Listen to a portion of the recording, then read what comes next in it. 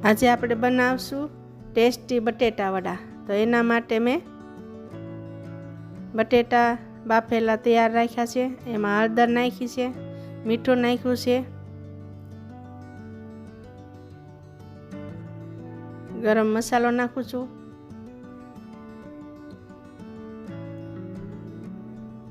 આદુ કોથમરી લસણ અને લીલા મરચાંની પેસ્ટ નાખું છું, લીંબુનું રસ નીચવું છું,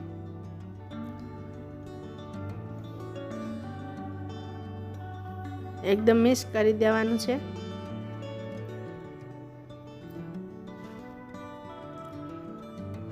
તાજી લીલી કોથમરી છે, એનાથી સારો સ્વાદ લાગશે। બધું મિક્સ કરવાનું છે, સારી રીતના એકદમ મિક્સ કરી દેવાનું છે।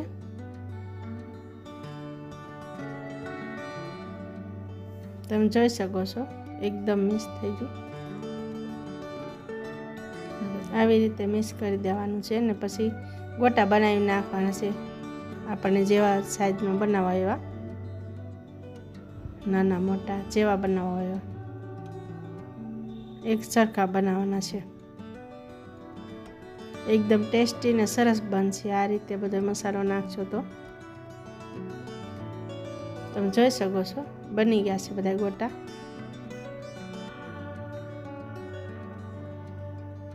હવે આપણે એક વાસણમાં લોટ તૈયાર કરવાનો છે, ડોયો। તો ચણાનો લોટ લીધો છે, એમાં બીજું કાંઈ નથી નાખવાનું। એ આખા મસાલાનું પેકેટ આવે છે ને એમાં બધું આવે છે, ફૂલ સોડા મીઠું બધું આવે છે એમાં, તીખાનો ભૂકો કે બધું, એટલે આપણે એ જ નાખવાનું છે। એનાથી એકદમ ટેસ્ટી થાય છે ગોટા। પાણી નાખવાનું છે, એકદમ મિક્સ કરી દેવાનું છે, મીડિયમ, એકદમ ઘાટું નહીં ને એકદમ પતલું નહીં, મીડિયમ રાખવાનું છે, એકદમ મિક્સ કરી દેવાનું છે। તો તૈયાર છે। હવે એમાં બધા ગોટા નાખવાના છે ધીમે ધીમે થોડા થોડા, અને એક બાજુ તેલ મૂક્યું છે।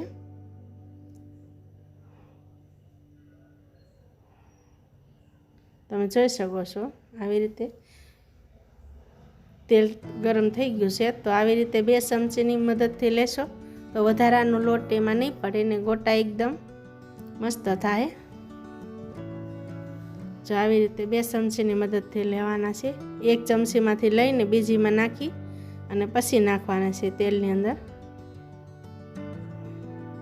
તો તમે જોઈ શકો છો કઈ રીતના બનાવું છું। સેજ કલર બદલાય એટલે કાઢી લેવાના છે એક ડીશમાં। થોડા થોડા કરીને બધા ગોટા તળવાના છે।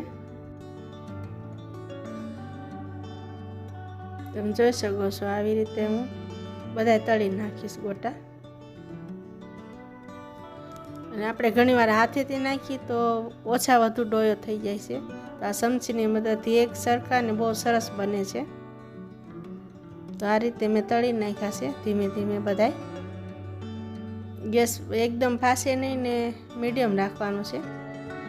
તમે જોઈ શકો છો તૈયાર છે બટેટા વડા એકદમ ટેસ્ટી। તો તમે આ રીતે જરૂરથી ટ્રાય કરજો।